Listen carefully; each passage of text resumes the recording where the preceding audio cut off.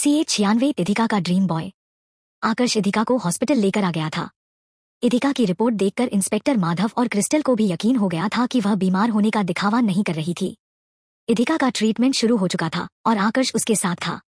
इधिका को हॉस्पिटल लाने में देर करने की वजह से डॉक्टर रेयांश ने उन सबको डांटा और फिर इधिका के पास रूम में आ गए।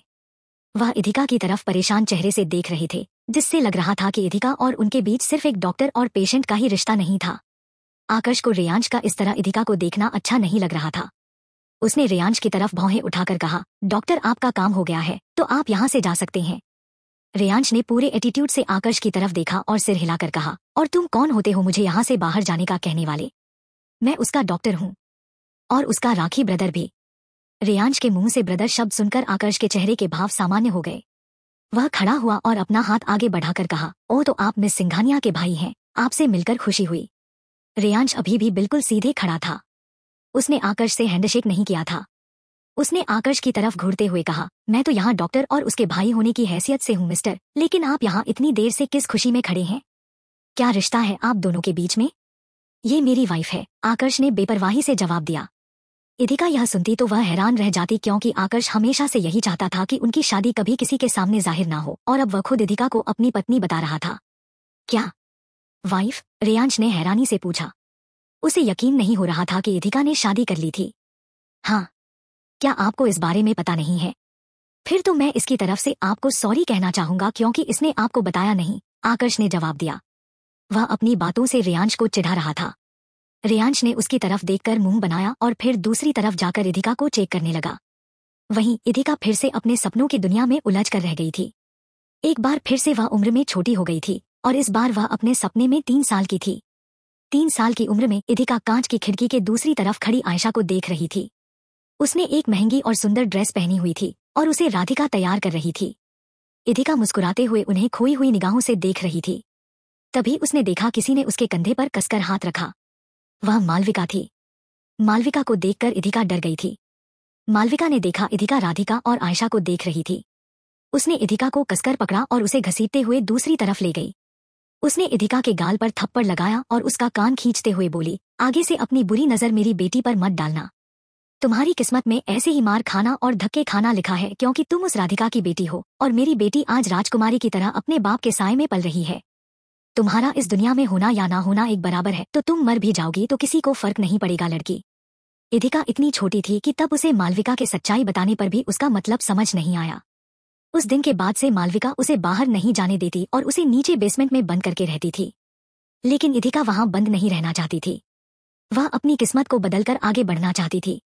इधिका जब 4 साल की हो गई थी तब तक उसे स्कूल भी नहीं डाला गया था।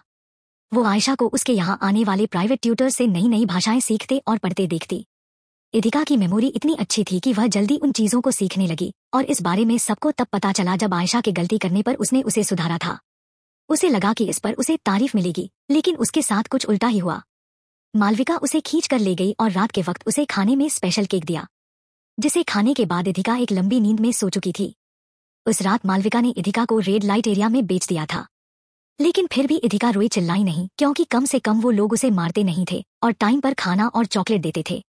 इधिका की मुलाकात वहां पर एक लड़के से हुई थी जो लगभग 9 साल के करीब था। उसके साथ इधिका ने अच्छा टाइम बिताया था। वह उसकी बहुत परवाह भी करता था। शुरुआत में वह उससे ज्यादा बात नहीं करता था, लेकिन बाद में वह फ्रेंड बन गए थे। वह इधिका को अपने हाथों से खाना खिला रहा था। तब उसने धीरे से पूछा, तुम भी यहाँ आकर फंस गई हो ना? चिंता मत करो, मैं तुम्हें यहाँ से बाहर जरूर निकालूंगा। लेकिन मुझे यहाँ से नहीं जाना है, इधिका ने मासूमियत से जवाब दिया। हालांकि वहाँ आजादी नहीं थी, लेकिन आजादी तो मालविका के पास भी नहीं थी। उल्टा मालविका से अलग वो उसे खाना देते थे, उसकी परवाह करते थे, उसे मारते भी नहीं थे, तो इधिका को वहाँ मालविका से बेहतर माहौल मिल रहा था। उस लड़के ने हैरानी से पूछा, लेकिन क्यों? ये एक अच्छी जगह नहीं है?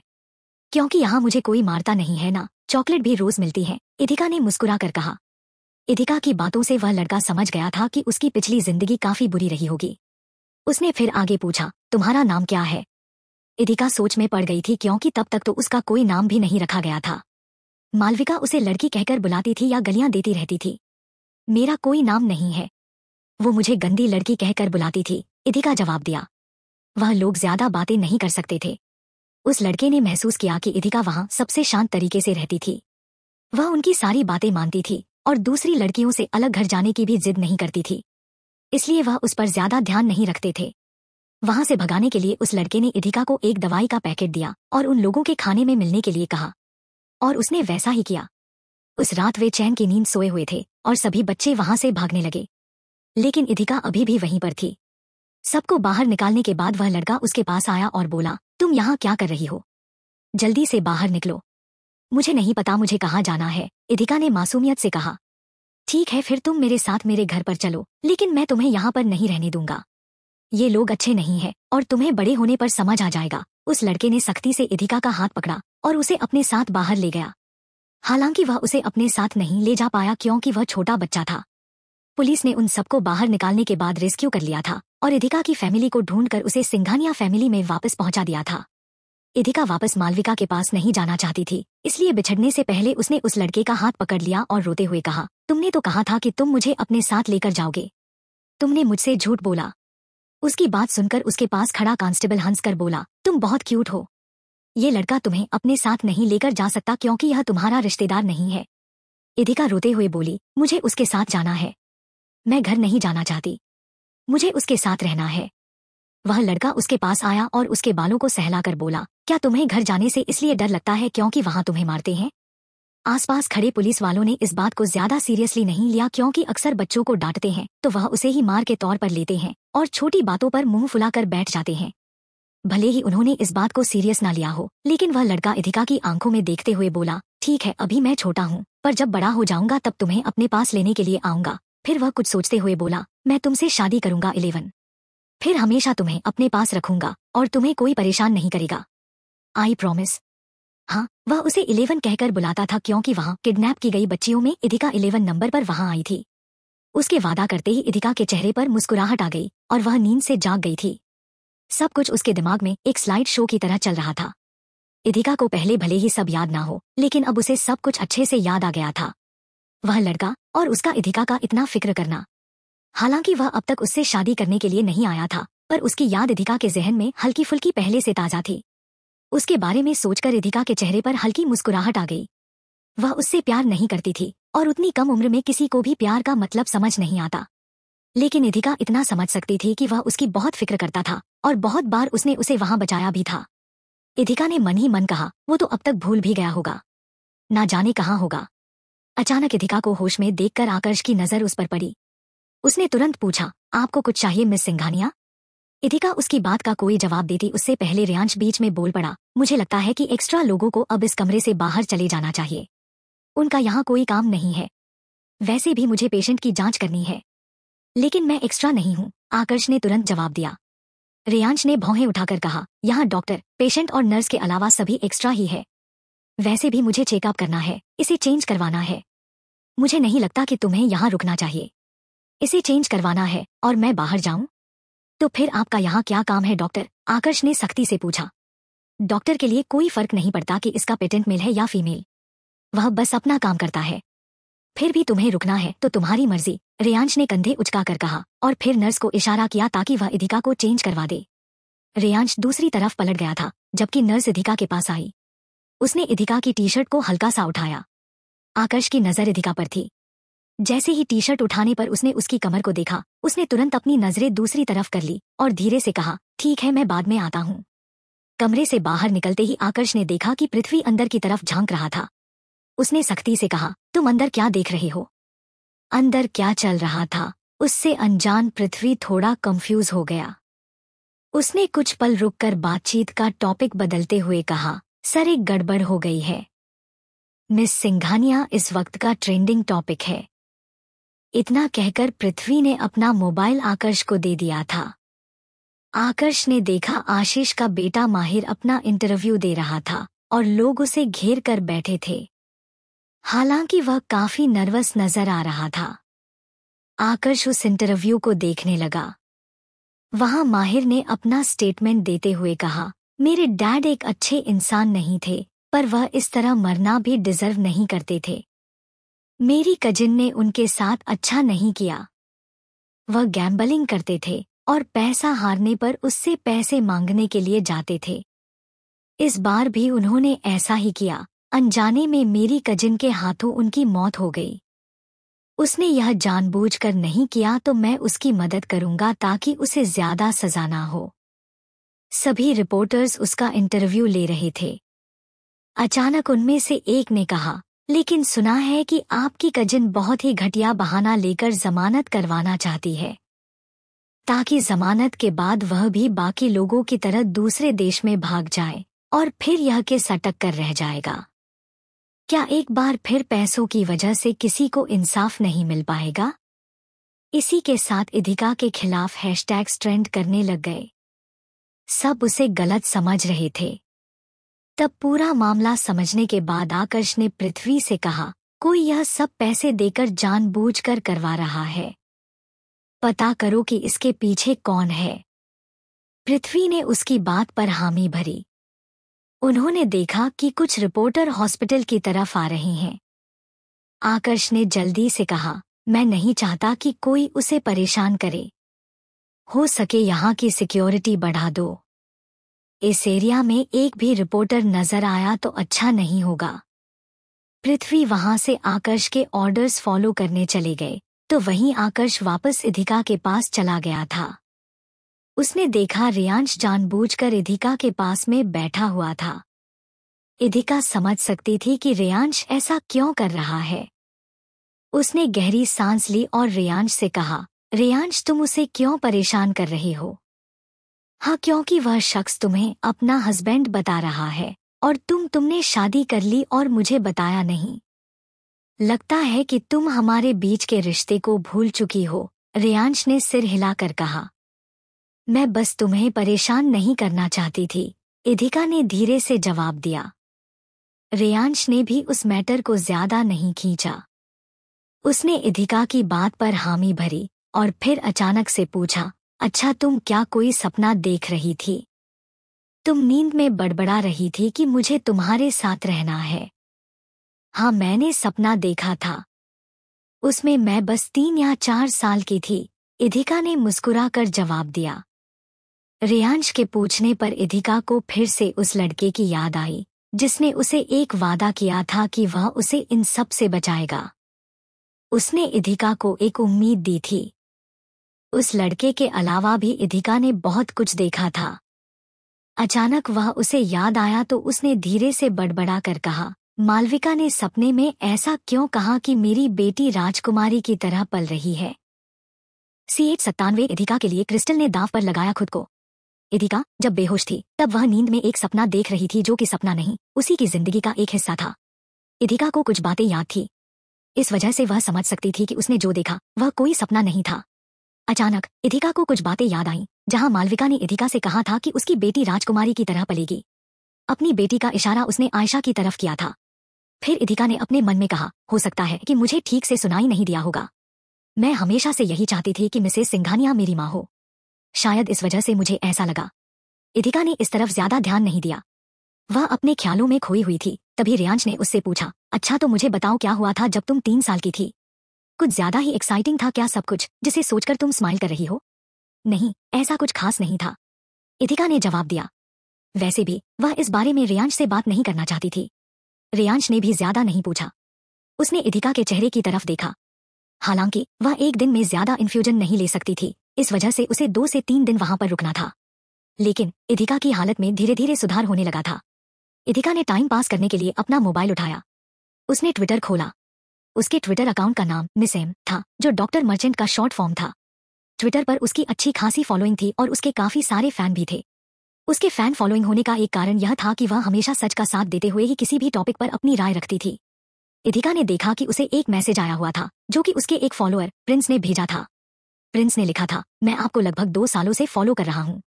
मैं एक रिपोर्टर हूँ और जैसे आप बिना किसी डर के सच के साथ खड़ी रहती है, वैसे ही आज मैं भी सच के लिए खड़ा हूँ। उम्मीद है आप मेरे कामों से प्रभावित होंगी और एक दिन हम जरूर मिलेंगे। इधिका को इस तरह के मैसेज आते रहते थे। उसने अपना मोबाइल रखा तो देखा सामने माहिर था। वह उससे मिलने के लिए आया था। वह हमेशा की तरह कम बात करने वाला और शर्मीले लड़के की तरह बिहेव कर रहा था। अंदर आते ही उसने नजरें झुकाकर इधिका को हेलो कहा। इधिका का मालविका की फैमिली के साथ कोई खास रिश्ता नहीं था। ऐसे में अब उसे आशीष की मौत का जिम्मेदार समझा जा रहा था। इतना सब कुछ होने के बाद भी माहिर उससे मिलने के लिए आया था, यह देखकर इधिका थोड़ी हैरान हुई। उसके साथ इंस्पेक्टर माधव भी थे।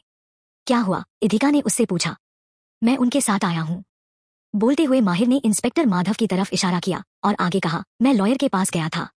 उन्होंने बताया कि अगर मैं अपनी तरफ से तुम्हारे फेवर में बयान दूं तो तुम्हारी सजा कम हो सकती है। मेरे डैड कैसे थे यह हम सब में से किसी से छुपा हुआ नहीं है।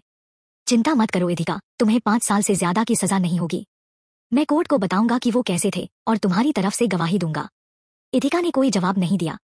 माहिर आगे बोला, यह सब मेरी गलती की वजह से हुआ है। मैं बहुत घबरा गया था।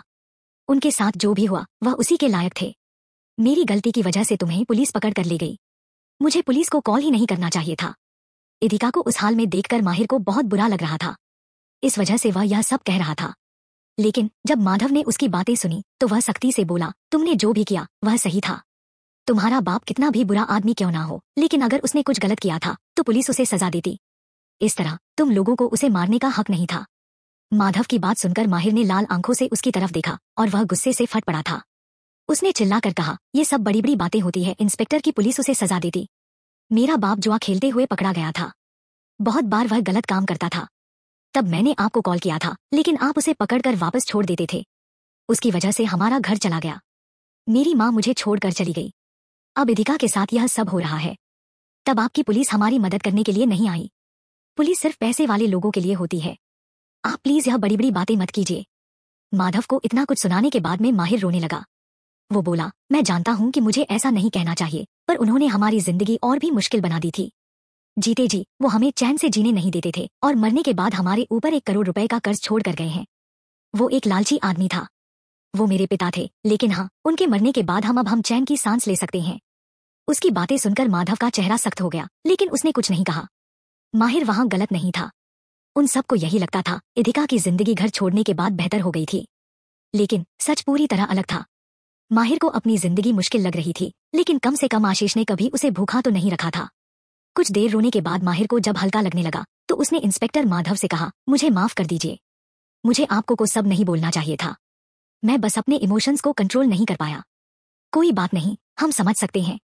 माधव ने उसका कंधा सहला कर कहा। जब उनकी बातें खत्म हुई तो इदिका ने माहिर की तरफ देखा और सख्ती से कहा, मुझे तुम्हारे स्टेटमेंट की कोई जरूरत नहीं है। तुमने मेरे लिए इतना सोचा वही काफी है। लेकिन मैंने तुम्हारे डैड को नहीं मारा है माहिर।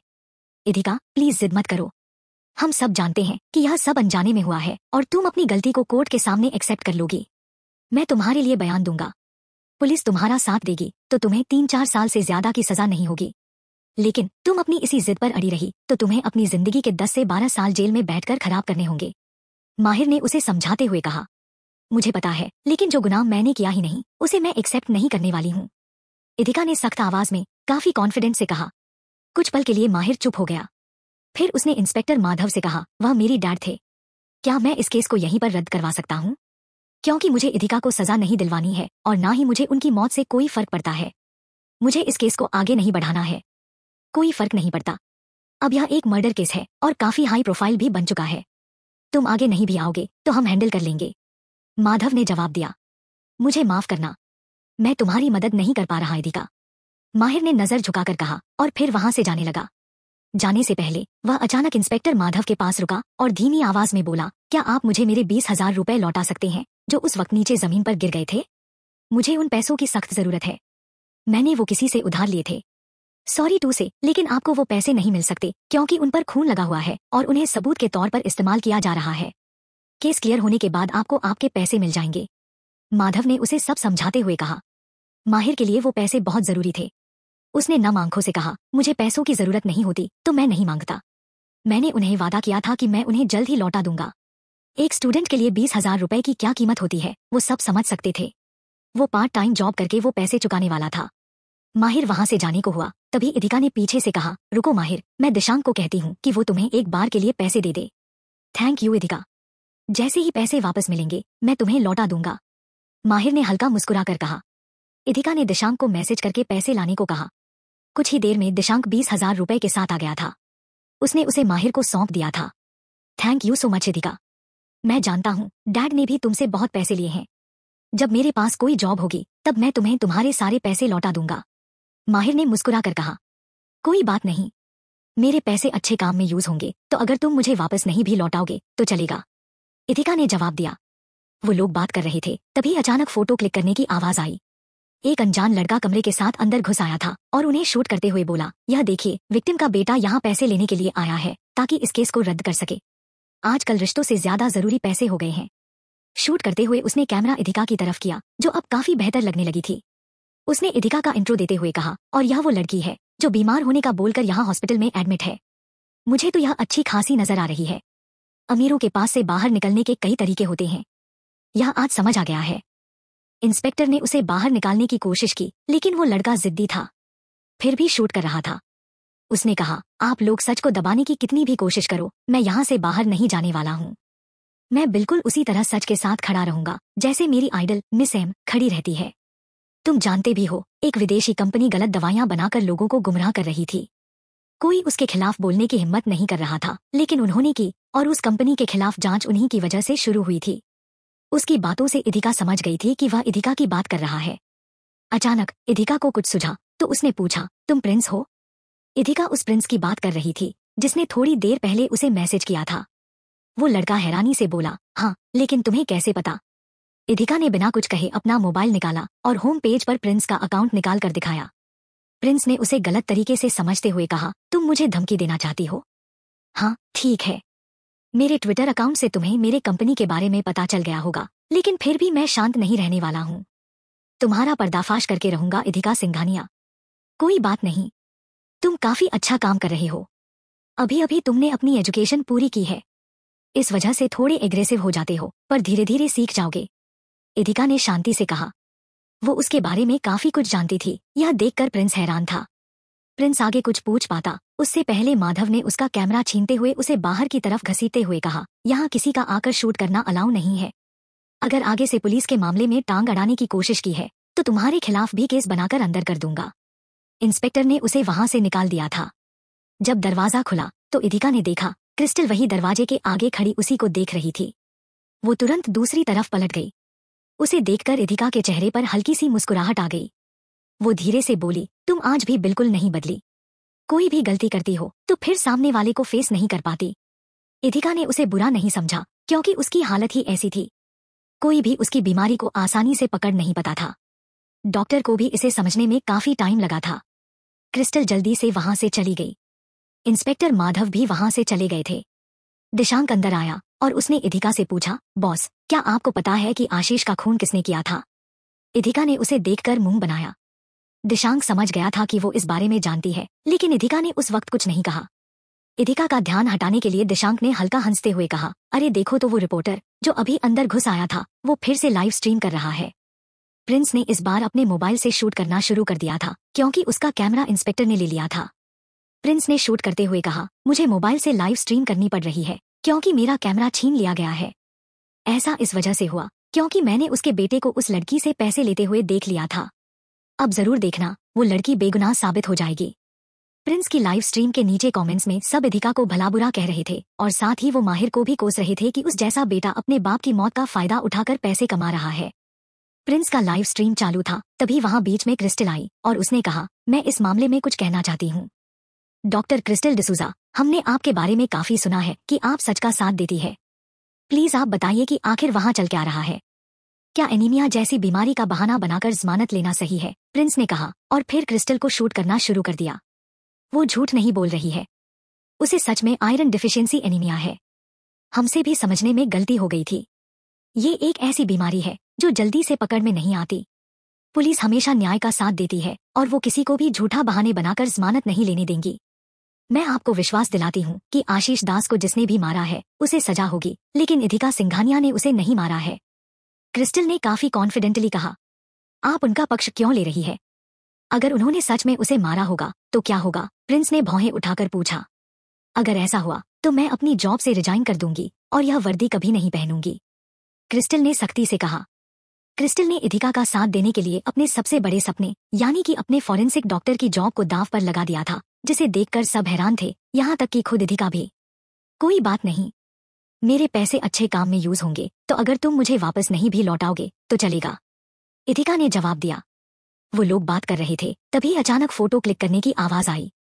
एक अनजान लड़का कमरे के साथ अंदर घुस आया था और उन्हें शूट करते हुए बोला, यह देखिए, विक्टिम का बेटा यहाँ पैसे लेने के लिए आया है ताकि इस केस को रद्द कर सके। आजकल रिश्तों से ज्यादा जरूरी पैसे हो गए हैं। शूट करते हुए उसने कैमरा इदिका की तरफ किया, जो अब काफी बेहतर लगने लगी थी।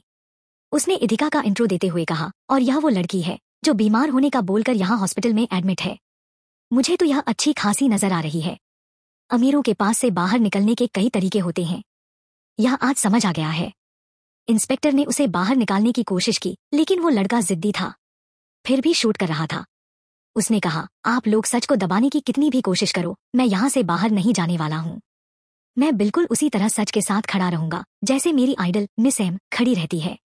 तुम जानते भी हो, एक विदेशी कंपनी गलत दवाइयां बनाकर लोगों को गुमराह कर रही थी। कोई उसके खिलाफ बोलने की हिम्मत नहीं कर रहा था, लेकिन उन्होंने की, और उस कंपनी के खिलाफ जांच उन्हीं की वजह से शुरू हुई थी। उसकी बातों से इदिका समझ गई थी कि वह इदिका की बात कर रहा है। अचानक इदिका को कुछ सूझा, तो उसने पूछा, तुम प्रिंस हो? इदिका उस प्रिंस की बात कर रही थी जिसने थोड़ी देर पहले उसे मैसेज किया था। वो लड़का हैरानी से बोला, हाँ, लेकिन तुम्हें कैसे पता? इदिका ने बिना कुछ कहे अपना मोबाइल निकाला और होम पेज पर प्रिंस का अकाउंट निकाल कर दिखाया। प्रिंस ने उसे गलत तरीके से समझते हुए कहा, तुम मुझे धमकी देना चाहती हो? हाँ, ठीक है। मेरे ट्विटर अकाउंट से तुम्हें मेरे कंपनी के बारे में पता चल गया होगा, लेकिन फिर भी मैं शांत नहीं रहने वाला हूँ। तुम्हारा पर्दाफाश करके रहूंगा इदिका सिंघानिया। कोई बात नहीं, तुम काफी अच्छा काम कर रहे हो। अभी अभी तुमने अपनी एजुकेशन पूरी की है, इस वजह से थोड़े एग्रेसिव हो जाते हो, पर धीरे धीरे सीख जाओगे। इदिका ने शांति से कहा। वो उसके बारे में काफी कुछ जानती थी, यह देखकर प्रिंस हैरान था। प्रिंस आगे कुछ पूछ पाता उससे पहले माधव ने उसका कैमरा छीनते हुए उसे बाहर की तरफ घसीटते हुए कहा, यहाँ किसी का आकर शूट करना अलाउ नहीं है। अगर आगे से पुलिस के मामले में टांग अड़ाने की कोशिश की है तो तुम्हारे खिलाफ भी केस बनाकर अंदर कर दूंगा। इंस्पेक्टर ने उसे वहां से निकाल दिया था। जब दरवाजा खुला तो इदिका ने देखा क्रिस्टल वही दरवाजे के आगे खड़ी उसी को देख रही थी। वो तुरंत दूसरी तरफ पलट गई। उसे देखकर इदिका के चेहरे पर हल्की सी मुस्कुराहट आ गई।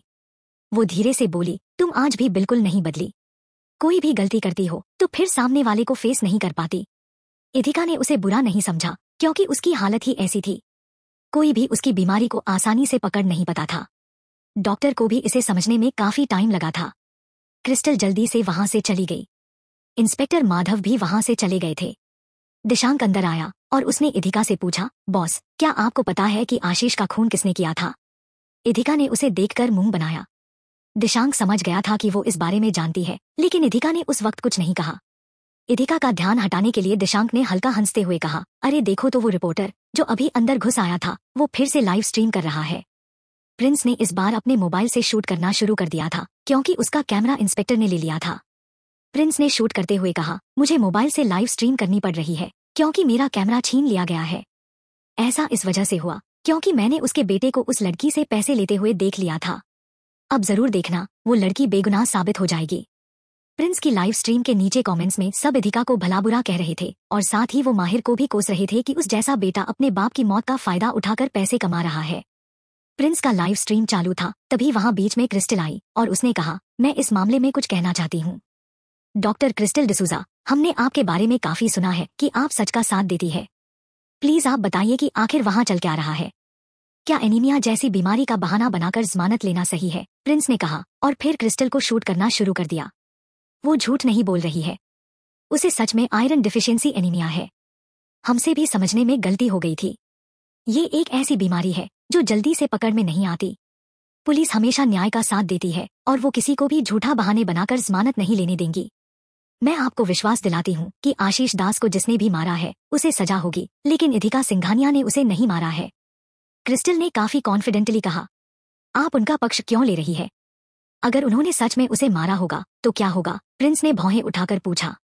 अगर ऐसा हुआ तो मैं अपनी जॉब से रिजाइन कर दूंगी और यह वर्दी कभी नहीं पहनूंगी, क्रिस्टल ने सख्ती से कहा। क्रिस्टल ने इदिका का साथ देने के लिए अपने सबसे बड़े सपने यानी कि अपने फॉरेंसिक डॉक्टर की जॉब को दांव पर लगा दिया था, जिसे देखकर सब हैरान थे, यहाँ तक कि खुद इदिका भी। CH98 आशीष का असली कातिल। आशीष का murder case high profile case बन गया था। ऊपर से ना जाने कौन इस केस को हाइप करवाने के लिए पैसे फेंक रहा था। मीडिया में ये न्यूज वायरल हो गई थी कि आशीष दास की मौत जिसके हाथों हुई है उसने एनीमिया का बहाना लगाकर जमानत लेने की कोशिश की है। तो सब हॉस्पिटल के आगे इकट्ठा हो गए थे। वो इदिका को भला बुरा कह रहे थे। तभी क्रिस्टल आगे आई। उसने इदिका के बेगुनाह होने की बात कही। उसने खुद को साबित करने के लिए अपनी वर्दी और जॉब तक दांव पर लगा दी थी। क्रिस्टल का इंटरव्यू देखने के बाद इथिका ने सिर पकड़कर कहा, ये लड़की हमेशा इमोशनल होकर डिसीजन लेती है और बाद में पछताना पड़ता है। क्या जरूरत थी इतने बड़े बड़े दावे करने की? इथिका बोल रही थी तभी उसके कानों में आकाश की गहरी आवाज सुनाई दी। उसने कहा, तुम्हारी दोस्त काफी जिद्दी और एरोगेंट है, पर फिर भी वो तुम्हारा भला चाहती है। इथिका ने हाँ में सिर हिलाया और मुस्कुरा कर कहा, हाँ, वो बहुत जल्दी इमोशनल हो जाती है। अचानक इथिका के दिमाग में पुरानी बातें ताजा हो गईं। जब वो जेल में थी और मालविका उसकी जान लेने की कोशिश कर रही थी, इथिका जिंदगी और मौत के बीच लड़ रही थी। तभी आकाश एक फरिश्ते की तरह आया। उसने किसी की भी परवाह नहीं की और एक पुलिस इंस्पेक्टर को गन पॉइंट पर ले लिया था। इथिका के लिए वो सबसे बगावत कर बैठा था। उसने उसे अपनी बाहों में उठाया और बिल्कुल किसी हीरो की तरह उसे हॉस्पिटल लेकर आया। अगर आकाश नहीं आया होता तो इथिका शायद मर जाती या फिर उसकी हालत और खराब हो जाती। आकाश ने भी कम रिस्क नहीं लिया था। गलती से भी इंस्पेक्टर माधव या उसके स्नाइपर उसे शूट कर देते तो शायद वो अपनी जान गंवा देता। इथिका ने महसूस किया कि आकाश ने क्रिस्टल से भी ज्यादा बेवकूफी भरा डिसीजन लिया था। आकाश के बारे में सोचते हुए इथिका ने खोए हुए शब्दों में कहा, थैंक यू मिस्टर राजवंश। उसकी बातें सुनकर आकाश इधर उधर देखने लगा। वो शायद थोड़ा अनकंफर्टेबल हो गया था। उसने अपनी सफाई देते हुए कहा, अगर आपको कुछ हो जाता तो शायद दादी तो मर ही। बोलते हुए आकाश रुक गया और फिर गहरी सांस लेकर बोला, you are welcome miss Singhania. वो समझ गया था कि अब दादी का बहाना देना बेवकूफी होगा। बोलते हुए उसने अपनी नाक पर उंगली घुमाई। उसकी इस हरकत पर इथिका को कुछ याद आया। वो लड़का जो उसके साथ किडनैपर्स के साथ रहता था। एम्बेरस होने पर वो भी अपनी नाक पर उंगली घुमाने लगता था। फिर उसे याद आया कि उसे भी आकाश की तरह बिल्लियों से डर लगता था। इथिका ने आकाश के चेहरे की तरफ देखा और अचानक से पूछा, जब आप छोटे थे क्या किसी ने आपको किडनैप कर लिया था मिस्टर राजवंश? इथिका की बात सुनकर आकाश चौंक गया था। उसने तुरंत कहा, और आप मुझसे ऐसे सवाल क्यों पूछ रही है मिस सिंघानिया? एक पल के लिए इथिका को लगा कि आकाश ही वो लड़का था जो उसके साथ उस तहखाने में रहता था जब उसे किडनैप कर लिया गया था और उसी ने उसे बचपन में बचाया था। अचानक इथिका को एहसास हुआ कि उसने आकाश को काफी पर्सनल सवाल पूछ लिया था। अगर आकाश के साथ ऐसा कुछ हुआ भी होता तो कोई भी अपनी जिंदगी में हुई इतनी बुरी घटना को वापस याद नहीं करना चाहेगा। साथ ही वो लड़का जो उसके साथ रहता था वो गोवा से नहीं था। इथिका ने उसे देखकर हल्की सी मुस्कुराहट दी।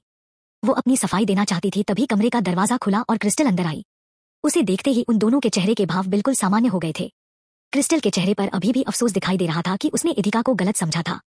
उसके हाथ में आयरन सप्लीमेंट्स ड्रिंक थी जो वो इथिका के लिए लाई थी। उसने इथिका को ड्रिंक देते हुए कहा, मैं अपने बर्ताव के लिए माफी मांगती हूँ। सब कुछ मेरी गलती से हुआ था। उम्मीद है कि तुम मेरे और इंस्पेक्टर माधव देशमुख के अगेंस्ट कोई कंप्लेंट नहीं करोगी। इथिका ने कुछ भी कहने से पहले आकाश की तरफ देखा। उसने उसकी तरफ देखकर पलकें झपकाई तो इथिका ने कहा, चिंता मत करो, मैं और मिस्टर राजवंश तुम्हारे और इंस्पेक्टर के अगेंस्ट कंप्लेंट नहीं करेंगे। इथिका इतनी जल्दी मान गई थी, इसकी क्रिस्टल को उम्मीद नहीं थी। उसकी जगह कोई और होता तो उसके और इंस्पेक्टर के अगेंस्ट जरूर कंप्लेंट करता है। क्रिस्टल ने इथिका को थैंक यू कहा लेकिन इथिका ने उसकी बात का कोई जवाब नहीं दिया। अगर क्रिस्टल की जगह कोई और होता तो इथिका पक्का एक्शन लेती, लेकिन वो उसके अगेंस्ट कुछ नहीं कर रही थी क्योंकि वो उसकी फ्रेंड थी। ऊपर से आज उन दोनों के बीच जो मिसअंडरस्टैंडिंग थी उसमें इथिका की ही गलती थी। उसके इस एहसान का बदला चुकाने के लिए क्रिस्टल ने कहा, मैं तुम्हारी हेल्प करूंगी। हम ये साबित कर देंगे कि तुमने आशीष दास को नहीं मारा है। बात करते हुए क्रिस्टल ने इथिका और आकाश के चेहरे की तरफ देखा, जिनके चेहरे पर कोई भी सरप्राइज नहीं था कि क्रिस्टल उनके साथ क्यों दे रही है। अचानक उसे कुछ एहसास हुआ तो उसने सिर हिलाकर कहा, क्या तुम दोनों जानते हो कि आशीष को किसने मारा है? इथिका को समझ नहीं आया कि वो क्या जवाब दे। उसने आकाश के चेहरे की तरफ देखा जो काफी शांत नजर आ रहा था। क्या आकाश भी इस बारे में जानता था? इथिका आकाश से पूछना चाहती थी लेकिन फिर आकाश ने खुद से ही कहा, मैंने अपने एक आदमी को माहिर दास के पीछे लगा दिया है। तो क्या आशीष को उसके बेटे माहिर ने मारा है? आपको कैसे पता चला मिस्टर राजवंश? क्रिस्टल ने हैरानी से पूछा।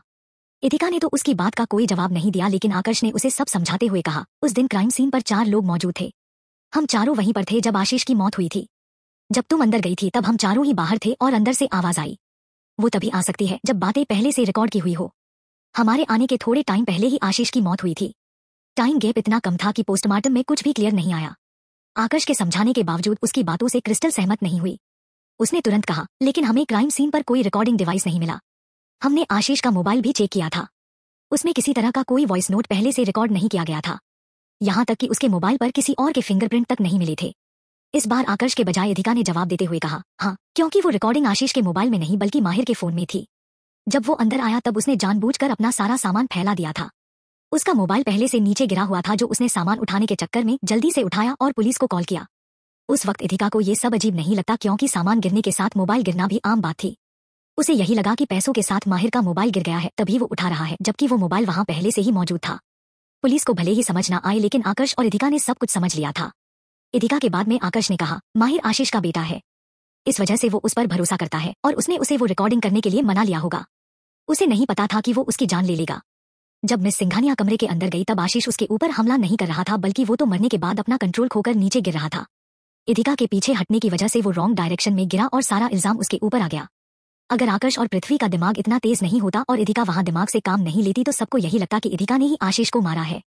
सब कुछ जानने के बाद क्रिस्टल को उनके दिमाग पर काफी हैरानी हो रही थी और साथ ही गर्व भी। उसने सख्ती से कहा, अगर माहिर ने आशीष को मारा है तो हम उसे अरेस्ट कर लेंगे। अगर उसने अपने फोन से रिकॉर्डिंग डिलीट भी कर दी है तब भी कोई बात नहीं, हम डाटा कलेक्ट करके उसे गुनहगार साबित कर सकते हैं। अचानक इदिका ने ना में सिर हिलाकर कहा, नहीं, अभी तुम कुछ नहीं करोगी। इदिका का ये बर्ताव क्रिस्टल को काफी अजीब लगा। उसने कहा, लेकिन अभी क्यों नहीं? सबूत सामने आते ही तुम्हारा नाम साफ हो जाएगा। बाहर लोग तुम्हारी बदनामी कर रहे हैं। क्या तुम्हें इससे बिल्कुल भी फर्क नहीं पड़ रहा? क्रिस्टल को कुछ समझ नहीं आया, लेकिन आकाश कुछ कुछ समझ रहा था। उसने शांति से कहा, मुझे लगता है मिस सिंघानिया इस वक्त कुछ और ही प्लान कर रही है, तो हमें शांत रहना चाहिए। इदिका ने आकाश की बात पर हाँ में सिर हिला और फिर क्रिस्टल से बोली, क्रिस्टल, फिलहाल कुछ मत करो। लोगों को जैसे सोचना है सोचने दो। मुझे फिर से सच जानने का मौका नहीं मिलेगा। आशीष मरने से पहले मुझे कोई राज बताना चाहता था। जरूर इसके बारे में माहिर जानता है। आयशा आशीष को मुंह बंद रखने के लिए पैसे देती थी, तो मैं मान ही नहीं सकती कि आशीष के मर्डर में आयशा का कोई हाथ नहीं है। पक्का उसने ही पूरी साजिश की होगी। तो तुम माहिर का इस्तेमाल करके आयशा का सच सामने लाना चाहती हो? क्रिस्टल ने झट से पूछा। अचानक क्रिस्टल को सब समझ आ गया। उसे याद आया कि वो तो जमानत पर साइन करने वाली थी, लेकिन बीच में आयशा के भड़काने की वजह से वो कंफ्यूज हो गई थी। उसने कड़वाहट से मुस्कुराते हुए कहा, मुझे तुम्हारी बातें समझ आ रही हैं। मैं तुम्हारी जमानत के लिए तैयार थी, लेकिन आयशा मेरे पास आई और मुझे अपनी मीठी बातों में बहलाने की कोशिश की। उस लड़की को मैं अच्छे से समझ गई हूँ। वो कुछ भी खुद से नहीं करती है। मीठी मीठी बातों में दूसरे लोगों का ब्रेन वॉश करती है ताकि खुद को इन सब से पीछे रख सके। उसने आकर बताया कि पीरियड्स में तुम एनीमिक फील करती हो। हम उसको डायरेक्टली कभी नहीं पकड़ पाएंगे क्योंकि वो अपने पीछे कोई सुराग छोड़ती नहीं है। वो तो बस लोगों को उल्टी सीधी बातें बताती है, जिससे वो खुद कंफ्यूज होकर गलत फैसला ले बैठते हैं। बहुत जल्द ही क्रिस्टल ने आयशा के दिमाग को समझ लिया था। हाँ, वो यही करती थी। कभी सामने वाले को क्लियरली नहीं बताती थी कि उसे क्या करना है और उसे अपनी बातों के जाल में फंसाकर उल्टी सीधी हरकतें करवाती थी। हाँ, आयशा की गलती है और आशीष के मरने का फायदा भी सबसे ज्यादा उसी का है, लेकिन मैं इस वक्त कुछ और ही प्लान कर रही हूँ, इदिका ने जवाब दिया। तो फिर तुम्हारा प्लान क्या है? क्रिस्टल ने सीधे सीधे पूछा। इदिका उसे समझाना चाहती थी, लेकिन ज्यादा बोलने की वजह से उसके शब्द उसका साथ नहीं दे रहे थे। इदिका को खांसी आने लगी। तभी आकाश ने उसे पानी का गिलास देते हुए कहा, आप आराम कीजिए, मैं इसे सब समझा दूंगा। इदिका ने उसकी बात पर हामी भरी। आकाश ने क्रिस्टल की तरफ देखकर कहा, मुझे लगता है मिस सिंघानिया आयशा के राज के बारे में पता लगाना चाहती है। बोलते हुए आकाश ने इदिका की तरफ देखा तो उसने हाँ में सिर हिला दिया। आकाश उसका प्लान समझ गया था। आकाश ने आगे कहा, आशीष के पास आयशा का कोई ऐसा राज था जिसके बदले में वो उसे पैसे देने के लिए मजबूर थी। अब वो अपने बेटे पर यकीन करता है तो अपने बेटे को वो राज जरूर बताया होगा। मुझे लगता है आयशा बाकी लोगों की तरह माहिर को भी मैनिपुलेट कर रही है। अगर हम उसे अरेस्ट भी कर लेंगे तो वो आयशा का नाम नहीं लेगा। अगर ऐसा हुआ तो एक बार फिर वो एक बड़ी गलती करके बच जाएगी। इदिका को हैरानी हुई कि उसके बिना बताए ही आकाश उसका प्लान आसानी से समझ गया था। हाँ, वो यही चाहती थी। इस बार वो इदिका को ऐसे ही छोड़ना नहीं चाहती थी, क्योंकि बिना सबूत के अगर इदिका ने कुछ कहा तो हर बार की तरह सिंघानिया फैमिली उसी पर इल्जाम लगाएगी। इस बार इदिका पूरी प्लानिंग के साथ आयशा को सामने लाना चाहती थी। CH99 मिस्टर राजवंश एंड मिस सिंघानिया। इदिका, आकाश और क्रिस्टल हॉस्पिटल के कमरे में थे। इदिका ने क्रिस्टल को बताया कि आशीष का असली कातिल उसका खुद का बेटा माहिर है, लेकिन यह साजिश अकेले माहिर की नहीं हो सकती। जरूर आयशा इसमें शामिल है। आयशा ने आशीष को इसलिए मारा था क्योंकि वह उसका एक राज जानता था। अब उस राज के बारे में माहिर को भी पता था, तो उनके हिसाब से हो सकता है कि आयशा का अगला निशाना माहिर हो। क्रिस्टल यही चाहती थी कि जल्द से जल्द असली कातिल यानी माहिर को अरेस्ट कर लिया जाए, लेकिन इदिका ने उसे ऐसा करने से मना कर दिया था। वह आयशा को इस बार बचकर जाने नहीं देना चाहती थी। क्रिस्टल ने इदिका की फिक्र जताते हुए कहा, तुम्हारा प्लान काफी अच्छा है, पर लोग तुम्हारे बारे में बहुत भला बुरा कह रहे हैं। यह मुझे अच्छा नहीं लग रहा है। कोई बात नहीं, उल्टा इसमें हमारा ही फायदा है। इन सबके कमेंट्स और न्यूज से आयशा को यही लगेगा कि मैं गुनहगार साबित हो गई हूँ और इस चक्कर में वह कोई गलती जरूर करेगी, इदिका ने जवाब दिया। इदिका काफी कॉन्फिडेंस थी, उसका चेहरा भी शांत था, तो क्रिस्टल ने सारा मामला उस पर छोड़ दिया। अब वह इदिका को गलत नहीं समझती थी और उसके हिसाब से इदिका बेगुनाह भी थी। क्रिस्टल ने गहरी सांस लेकर छोड़ी और कहा, इदिका, मुझे तुम्हें बता देना चाहिए कि आशीष ने तुम्हारे लिए क्या वॉइस नोट छोड़ा था। उसने डॉट। क्रिस्टल उसे पूरी बात बताती उससे पहले इदिका ने उसकी बात काटते हुए जल्दी से कहा, कुछ मत कहो। तुम अपने काम को लेकर बहुत ऑनेस्ट हो, तो आगे भी रहो। दोस्ती के चक्कर में अपने काम के साथ दगाबाजी मत करो। इदिका ने उसे पूरी बात बताने से पहले ही रोक लिया था। उसके रोकने पर क्रिस्टल रुक गई। फिर उसने हल्का सा खांसा और धीरे से कहा, एक्चुअली मैं चाहती तो तुम्हें उस रिकॉर्डिंग के बारे में पहले भी बता सकती थी, क्योंकि उसमें कुछ भी ऐसा वैसा नहीं था। यह केस से जुड़ा हुआ नहीं है, मैं बस तुम्हें परेशान करना चाहती थी, इसलिए मैंने तुम्हें पहले नहीं बताया। इदिका ने क्रिस्टल की तरफ घूर कर देखा, फिर उसने भौहें चढ़ाकर कहा, ठीक है, फिर बता दो। क्रिस्टल ने उसकी बात पर हामी भरी और कहा, उसके आखिरी शब्द थे कि माहिर को भी सच्चाई का पता है। तुम्हें उसकी ट्यूशन फीस भरनी होगी और साथ ही यूनिवर्सिटी फीस भी। क्रिस्टल के सब कुछ बताते ही कुछ पल के लिए वहां बिल्कुल शांति छा गई। इदिका ने गहरी सांस लेकर कहा, मुझे पहले ही पता था कि वह मुझे यह सीक्रेट कभी नहीं बेचने वाला है। जब मैं उसे 1 करोड़ रुपए देने के लिए तैयार थी, तो फिर उसने सिर्फ ट्यूशन फीस की बात क्यों की? जरूर वह मुझे वह सीक्रेट बेचने ही नहीं वाला था। अफसोस हो रहा है कि मैं उसकी बातों में आ गई। इदिका ने जानबूझकर माहिर पर कोई इल्जाम नहीं लगाया, वरना वह इस वक्त गुनहगार साबित हो जाता। इदिका ने ऐसा इसलिए नहीं किया क्योंकि अगर वह तब माहिर को पकड़ाती तो शायद वह असली मास्टरमाइंड तक कभी नहीं पहुंच पाती। पूरी प्लानिंग सुनने के बाद भी क्रिस्टल थोड़ी परेशान थी। उसने इदिका से कहा, देखो तुम्हारा प्लान बहुत अच्छा है, लेकिन मुझे थोड़ा डाउट है। अगर माहिर ने अपना फोन तोड़ दिया या उसे कहीं फेंक दिया तो हम कभी उस तक नहीं पहुंच पाएंगे। ऐसे में तुम प्रॉब्लम में आ सकती हो। इदिका ने तो इस तरफ ध्यान ही नहीं दिया था। पुलिस के आने के तुरंत बाद उसे अरेस्ट कर लिया गया था और उस वक्त उसने ज्यादा नहीं सोचा। अगर सच में माहिर ने अपना फोन फेंक कर नया फोन ले लिया तो इदिका के लिए खुद को बेगुनाह साबित करना मुश्किल होने वाला था। नहीं, ऐसा नहीं होगा। उन्हें परेशान देखकर आकर्ष ने कहा, आप लोगों का डाउट बिल्कुल ठीक है। उसने अपना फोन फेंक दिया था, लेकिन उसका मोबाइल अब मेरे पास है। मेरे किसी आदमी ने उसे उठा लिया था। आकर्ष का प्रेजेंस माइंड और तुरंत डिसीजन लेने की खासियत से इदिका बहुत इंप्रेस हुई। उसने मुस्कुराकर कहा, वेल डन मिस्टर राजवंश, आपने सच में बहुत अच्छा काम किया। इतने सालों में आकर्ष ने काफी बार अपनी तारीफ सुनी थी, लेकिन आज इदिका के मुंह से अपनी तारीफ सुनकर उसके गाल लाल होने लगे। उसने इधर उधर देखा और हल्का सा मुस्कुराकर कहा, आप मुझे बटरिंग करने की कोशिश कर रही है मिस सिंघानिया? हो सकता है मिस्टर राजवंश, इदिका ने बेपरवाही से कंधे उचकाकर कहा। उन दोनों का रिश्ता भले ही बाकी कपल्स जितना गहरा या खास ना हो, लेकिन वह दोनों एक दूसरे को समझने लगे थे। इदिका और आकर्ष एक दूसरे की आंखों में देख रहे थे, तभी क्रिस्टल ने सिर हिलाकर कहा, आप दोनों शादीशुदा हो, फिर एक दूसरे को मिस सिंघानिया और मिस्टर राजवंश कहकर क्यों बुला रहे हो? पहले मुझे लगा था कि आप दोनों का रिश्ता गहरा नहीं है, पर अब लग रहा है कि आप दोनों एक दूसरे को बहुत अच्छे से समझते हो और प्यार जताने का यह तरीका भी अलग है। क्रिस्टल की बात सुनकर आकर्ष और इदिका चुप हो गए।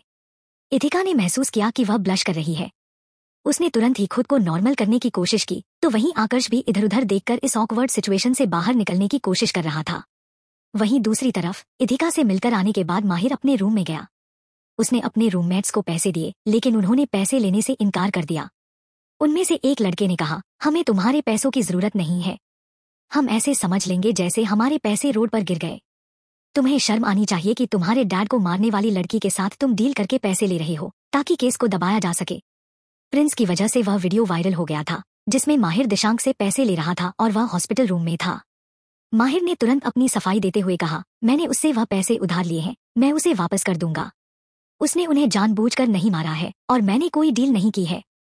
तुम लोग चाहे तो पुलिस स्टेशन में जाकर पता कर सकते हो।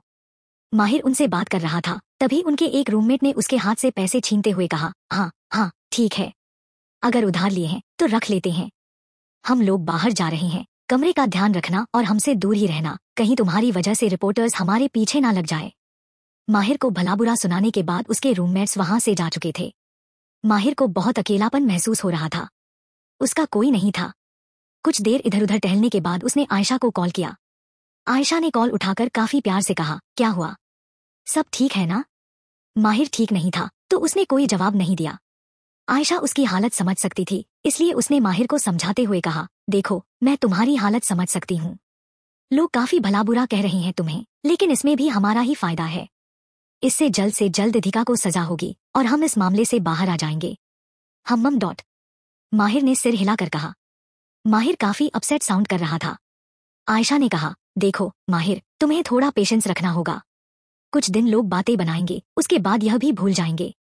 अगर तुमने ऐसे ही बिहेव किया तो लोगों को तुम पर शक हो जाएगा और तुम पकड़े गए तो फिर मेरा क्या होगा? आयशा की बातों से माहिर को कुछ तसल्ली मिली। वैसे तो माहिर को लोगों की बुरी बातें सुनने की आदत थी, क्योंकि आशीष एक अच्छा आदमी नहीं था। ऐसे में सिर्फ आयशा ही थी जो उसकी परवाह करती थी और उससे ठीक तरीके से बात करती थी। आयशा ने उसकी बहुत मदद की थी, वह उसे खाना लाकर देती थी और उसकी फीस वगैरह में भी मदद की थी। जब आयशा ने माहिर को बताया कि आशीष ने उससे 1 करोड़ रुपए मांगे हैं और ब्लैकमेल कर रहा है, तब वह बहुत ज्यादा गुस्सा हो गया था। आशीष से गुस्सा होकर ही माहिर ने उससे पीछा छुड़ाने के लिए उसे मारने का और सारा इल्जाम इदिका पर डालने का प्लान बनाया था। आयशा के साथ अपने रिश्ते से अनजान माहिर उससे प्यार करता था। माहिर ने गहरी सांस ली और आयशा से कहा, आयशा, मैं अब और इंतजार नहीं कर सकता। मुझे बता दो कि हम एक कब होने वाले हैं। जल्द ही, माहिर। तुम्हें पता है राजवंश फैमिली मुझसे सगाई तोड़ने जा रहा है।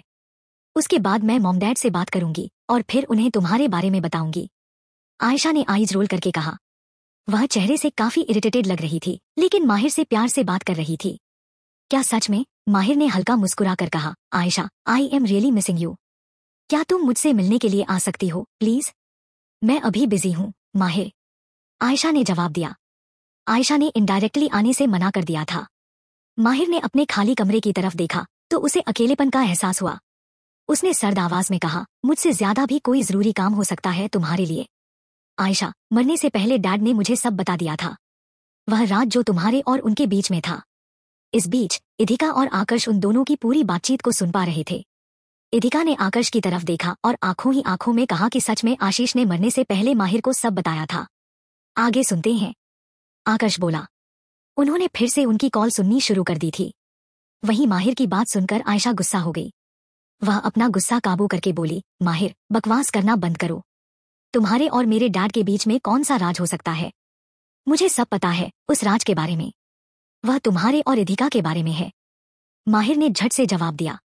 आयशा सब जानती थी, फिर भी उसने अनजान बनने का दिखावा करते हुए कहा, मुझे नहीं पता तुम कौन से राज की बात कर रहे हो, लेकिन मेरे और इदिका के बीच में कोई राज नहीं है। वहीं इदिका बेताब होकर सुन रही थी। वह भी जानना चाहती थी कि आखिर कौन सा राज था जिसके दम पर आशीष ने इतने सालों तक आयशा से पैसे ऐंठे थे। माहिर ने गहरी सांस ली और धीमी आवाज में कहा, क्या तुम सच में चाहती हो कि मैं यहाँ उस राज के बारे में जिक्र करूं? किसी ने सुन लिया तो?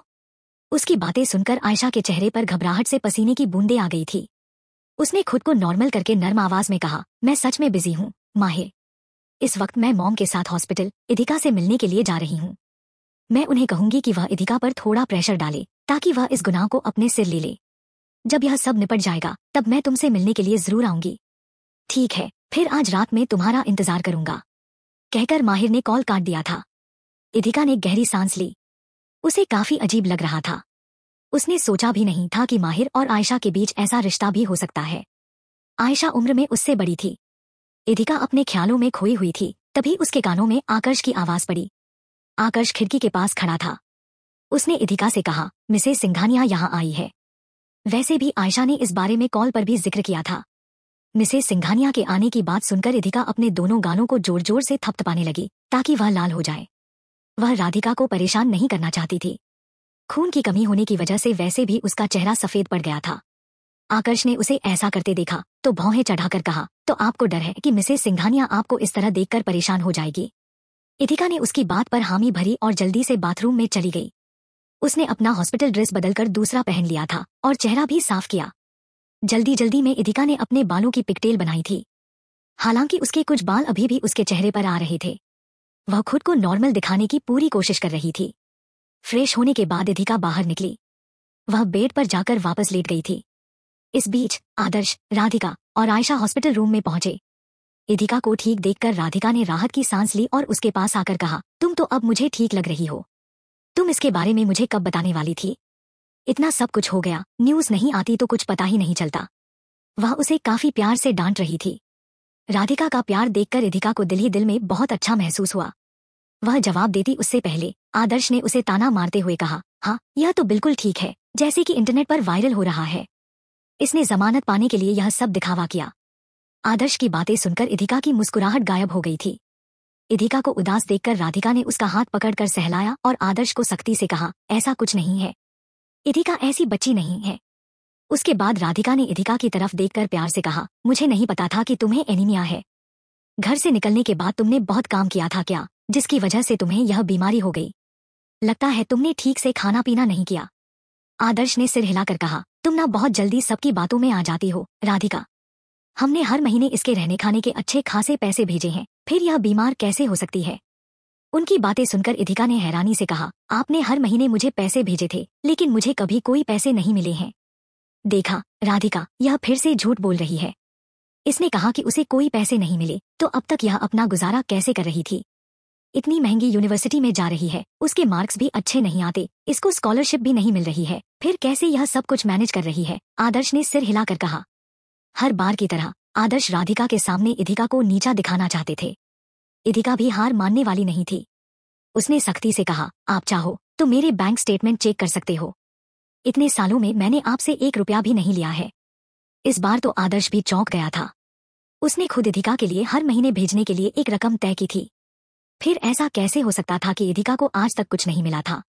राधिका ने आयशा की तरफ देखा और कहा, आयशा, मैंने यह जिम्मेदारी तुम्हें दी थी, क्या तुमने हर महीने उसे पैसे नहीं भेजे? आयशा ने कभी इधिका तक पैसे नहीं पहुंचाए थे। उसके चेहरे पर घबराहट थी क्योंकि उसका झूठ पकड़ा गया था, लेकिन उसने खुद को नॉर्मल दिखाकर कहा, मॉम, इसमें मेरी कोई गलती नहीं है। मैंने मालविका आंटी को हर महीने पैसे दिए थे। इसकी माँ ने ही इस तक पैसे नहीं पहुंचाए हैं, तो उसमें मेरी कोई गलती नहीं है। इधिका ने नफरत भरी निगाहों से आयशा की तरफ देखा। वह काफी चालबाज थी और यहाँ समझ आ रहा था कि कैसे उसने कितनी सफाई से सारा इल्जाम मालविका पर डाल दिया था। इधिका ने आयशा की तरफ देखकर अपने मन में कहा, तुम्हें जितने झूठ बोलना है तुम बोल लो आयशा, लेकिन बस कुछ दिन और। हर एक राज पर से पर्दा उठेगा और तुम बेनकाब हो जाओगी। उस दिन देखती हूँ कि तुम किसके ऊपर अपने झूठ का बोझ डालती हो। CH 100 क्या अभिमन्यु सच जानता है?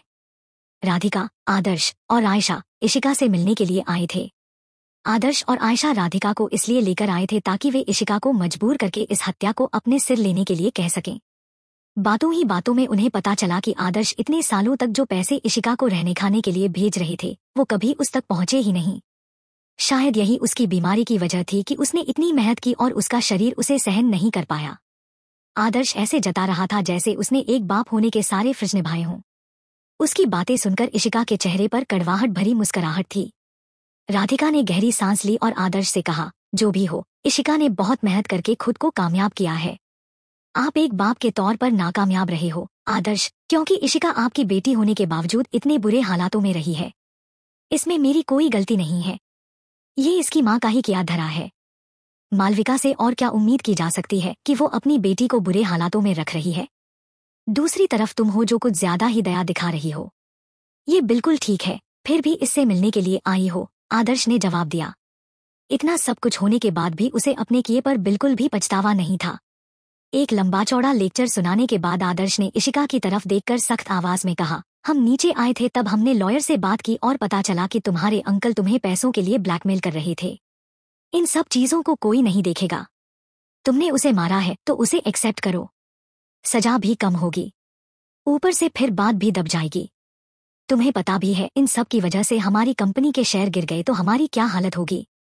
ऊपर से मैं नहीं चाहता कि सबको पता चले कि तुम सिंघानिया खानदान की बेटी हो। वैसे भी थोड़े बहुत लोगों को इस बारे में पता है तो हमें काफी बदनामी सहन करनी पड़ती है। इशिका हैरानी से उनकी तरफ देख रही थी। क्या ये उसकी गलती थी जो वो आदर्श की नाजायज औलाद थी? आदर्श का साथ देते हुए आयशा ने कहा, डैड बिल्कुल ठीक कह रही हैं। इनफैक्ट वो तुम्हारा भला ही सोच रही हैं। पहले ही लोग तुम्हें इतना भला बुरा कह रहे हैं। अगर ऐसे में सिंघानिया फैमिली से तुम्हारे रिश्ते की सच्चाई बाहर आई तो वो हमें भी भला बुरा कहेंगे और हमारी कंपनी को बहुत नुकसान उठाना पड़ेगा। अगर तुम अपनी गलती मान लेती हो तो तुम्हें सजा भी कम होगी और इसी में तुम्हारा फायदा है इशिका। इशिका को उन दोनों पर अफसोस हो रहा था। अब ऊपर से उन्होंने अपने काम को अंजाम देने के लिए राधिका को भी अपने साथ मिल लिया था। उनसे अलग राधिका ने इशिका का हाथ थपथपाया और सख्ती से उसकी आंखों में देखते हुए कहा, क्या तुम ऐसा करना चाहती हो? क्या सच में तुमने उसे गलती से मार दिया था? नहीं, मैंने उसके साथ कुछ नहीं किया है, इशिका ने जवाब दिया। क्या तुम्हारे पास अपनी बेगुनाही साबित करने का कोई सबूत है? राधिका ने आगे पूछा। राधिका के इस सवाल के साथ ही आयशा के चेहरे पर घबराहट के भाव थे, जिसे इशिका ने नोटिस कर लिया था। उसने गहरी सांस ली और ना में सिर हिला दिया था। इसी के साथ आयशा ने राहत की सांस ली। आयशा तो बेफिक्र हो चुकी थी लेकिन अब राधिका परेशान थी। उसने इशिका से कहा, मैंने पुलिस स्टेशन में बात की थी और पता चला कि सारे सबूत तुम्हारे खिलाफ है। अगर हमने केस किया तो तुम हार जाओगी और हारने का मतलब समझती हो ना तुम, इशिका। फिर वो कुछ पल रुक कर बोली, मैंने लॉयर से बात की तो उसने यही बताया कि तुम्हें एक्सेप्ट कर लेना चाहिए ताकि तुम्हारी सजा कम हो जाए। राधिका भी आदर्श और आयशा की भाषा बोल रही थी। ये देखकर इशिका के दिल की धड़कनें तेज हो गईं। तभी राधिका ने कहा, कोई कुछ भी कहे, इससे फिक्र नहीं पड़ना चाहिए। अगर तुम सच्ची हो तो सच के साथ खड़ी रहो, फिर तुम्हें कोई नहीं झुका पाएगा। इशिका ने हल्का मुस्कुरा कर हाँ में सिर हिलाया। चलो कोई तो था जो उस पर यकीन करके बिना सवाल के उसका साथ देना चाहता था। लेकिन तभी आदर्श ने चिल्लाकर कहा, राधिका प्लीज बेवकूफी वाली हरकतें मत करो। वो उस वक्त एक ऐसी जगह पर थे जहां उनके अलावा और कोई नहीं था, तो क्या किसी भूत ने आकर उसे मार दिया? आयशा भी गुस्से से चिल्ला पड़ी, डैड बिल्कुल ठीक कह रहे हैं। हमने इसे अच्छा खासा मना लिया था, लेकिन आपकी बातों की वजह से फिर से ये अपनी जिद पर अड़ जाएगी। आपको पता भी है कि अगर ये बात बाहर आ गई तो मेरी और नक्श की सगाई टूट जाएगी। आप फिर से एक नाजायज औलाद के लिए अपनी जायज बेटी के साथ अन्याय कैसे कर सकती हैं? उसकी फिर से वही बातें सुनकर राधिका हैरान रह गई। यही मौका था जब आयशा को अपना फाइनल खेल खेलना था। वो रोते हुए बोली, आप हर बार भूल क्यों जाती है कि मैं आपकी बेटी हूँ और आपने मुझे जन्म दिया है, और ये उस औरत की बेटी है जिसने आपकी शादी और लाइफ बर्बाद कर दी।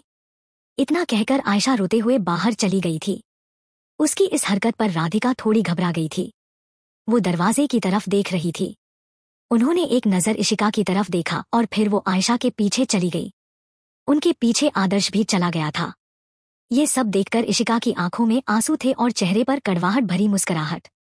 राधिका उसकी कितनी भी फिक्र क्यों न कर ले, लेकिन ये सच था कि वो उसकी मां नहीं थी। इन सब के बीच अभिमन्यु वहां कोने में खड़ा सब कुछ सुन रहा था। उनके जाते ही उसने इशिका को परेशान देखा तो वो उस तरफ आते हुए इशिका से बोला, क्या मैंने तुम्हें पहले इस बारे में नहीं बताया कि तुम्हारी शक्ल थोड़ी बहुत राधिका सिंघानिया से मिलती है? इशिका एक बार के लिए चौंक गई। फिर उसने अपने आंखों से आंसुओं को बहने से पहले ही साफ कर दिया और गर्दन छुपाकर कहा, हाँ कई लोगों ने ऐसा कहा है। अभिमन्यु इशिका के पास आकर बैठ गया।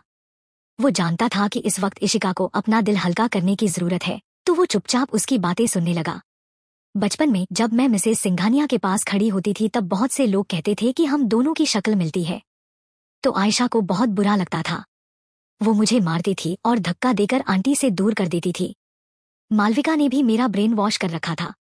उसने मुझे कहा कि आयशा की वजह से अपनी जिंदगी मिली है, तो बस मैं कुछ नहीं कहती थी और चुपचाप सहती रहती थी। इशिका ने भारी आवाज में कहा।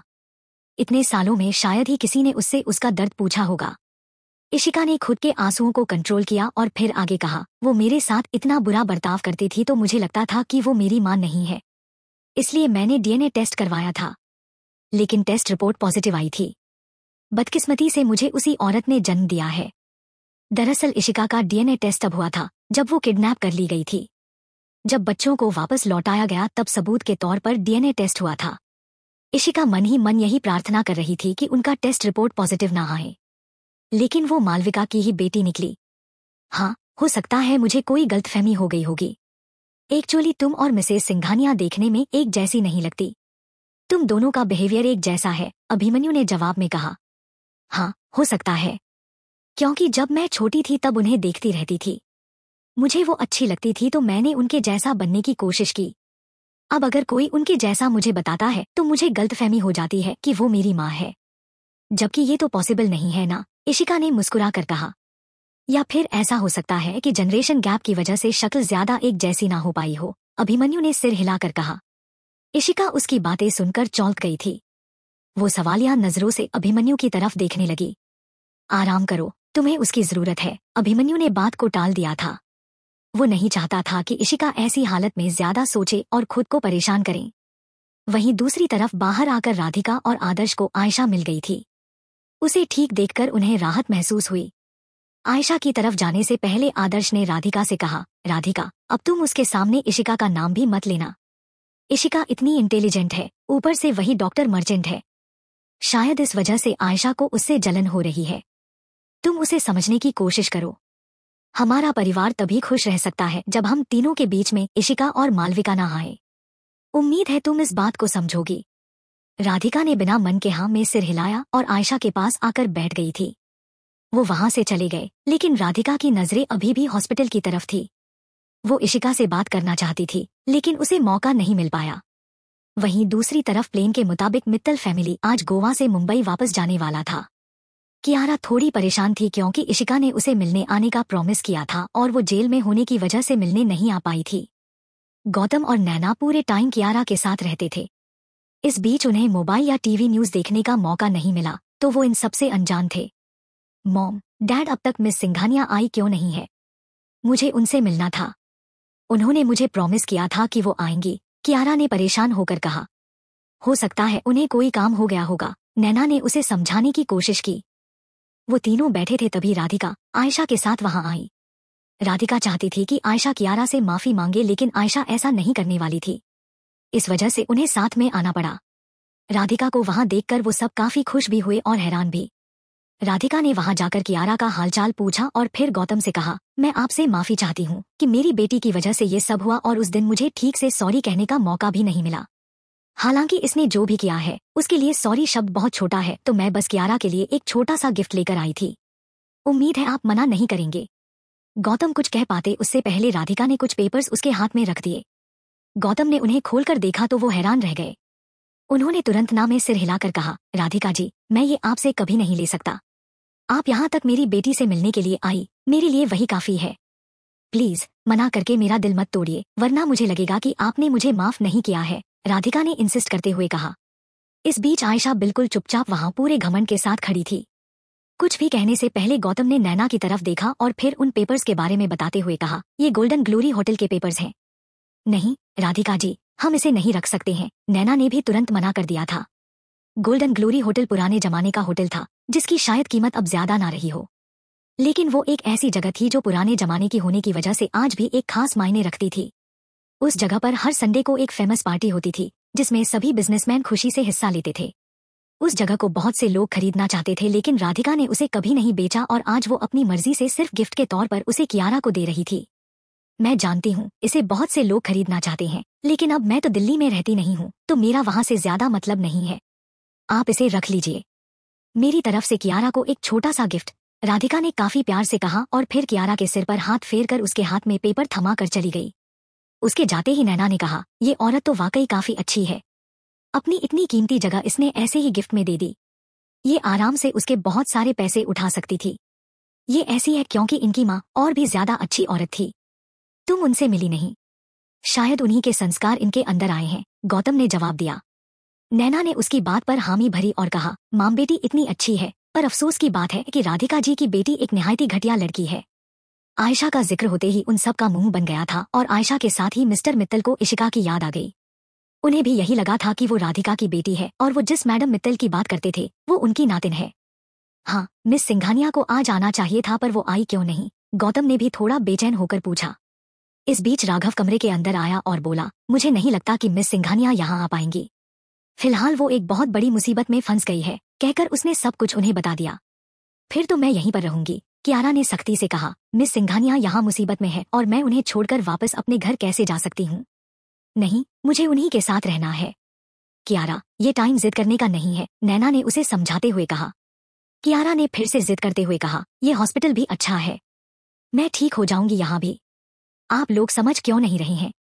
मिस सिंघानिया ने मेरी तब मदद की थी जब मैं मरने वाली थी, तो ऐसी हालात में मैं उन्हें अकेले छोड़कर नहीं जा सकती हूँ। कियारा की बात भी सही थी। उसकी बात सुनकर नैना और गौतम ने एक दूसरे की तरफ देखा। गौतम ने अफसोस भरे अंदाज में कहा, अगर मिस सिंघानिया ने सच में उस आदमी को मारा होगा तो फिर क्या होगा? कियारा की आंखें नम हो गई थी। फिर भी उसने सख्त होकर कहा, कोई बात नहीं है, अगर उन्हें सजा हो भी गई तो मैं वेजिटेशन डे पर उनसे मिलने के लिए जाऊंगी। वैसे भी उनके पास उनके दोस्त और रिलेटिव ज्यादा नहीं है। उन्हें बुरा लगेगा कि जब बाकी लोगों के रिश्तेदार उनसे मिलने के लिए आएंगे और वो अकेली रह जाएगी। फिर क्या तुम हमेशा यहीं रहने वाली हो? गौतम ने हैरानी से पूछा। कियारा ने हाँ में सिर हिलाया। वो अपनी जिद पर अड़ी हुई थी, लेकिन उसे जिद करते देखकर राघव को थोड़ी राहत महसूस हुई। कियारा के साथ जब उसकी सास और पति ने बुरा किया था तब वो काफी उदास रहने लगी थी, लेकिन आज फिर से वो पहले की तरह जिद कर रही थी। इसका मतलब वो ठीक हो रही थी। हालांकि कियारा का गोवा में रुकना सही नहीं था, फिर भी राघव ने कहा, मेरा दिल्ली जाना जरूरी है, वरना मिस सिंघानिया की हेल्प के लिए मैं भी रुकता। आप लोग फिलहाल कियारा के साथ यही रुक जाइए और किसी चीज की हेल्प की जरूरत हो तो मुझे बताइएगा। अपने वेकेशन को एंजॉय कीजिए। राघव के उन लोगों को वहां रुकने की परमिशन देते ही कियारा खुश हो गई थी। वो जानती थी कि इशिका ने कुछ नहीं किया और अब वो उसका साथ देने के लिए भी तैयार थी। वहीं दूसरी तरफ अब आयशा पूरी तरह बेफिक्र हो चुकी थी। उसकी सबसे बड़ी दुश्मन, उसकी आंख का कांटा इशिका हमेशा के लिए रास्ते से हटने वाला था। अब बेफिक्री में सब भूल आयशा की एक छोटी सी भूल ही काफी होने वाली थी उसे उम्र भर सलाखों के पीछे भेजने के लिए। वो अभी भी हॉस्पिटल में थी। आयशा के चेहरे पर तिरछी मुस्कुराहट थी। वो सामने की तरफ चलती हुई बोली, जब तुमसे तुम्हारा सबसे बड़ा सहारा छीन जाएगा, देखते हैं तब तुम क्या करती हो। इशिका सिंघानिया। उसके कदम इस वक्त वसुधा के कमरे की तरफ बढ़ रहे थे।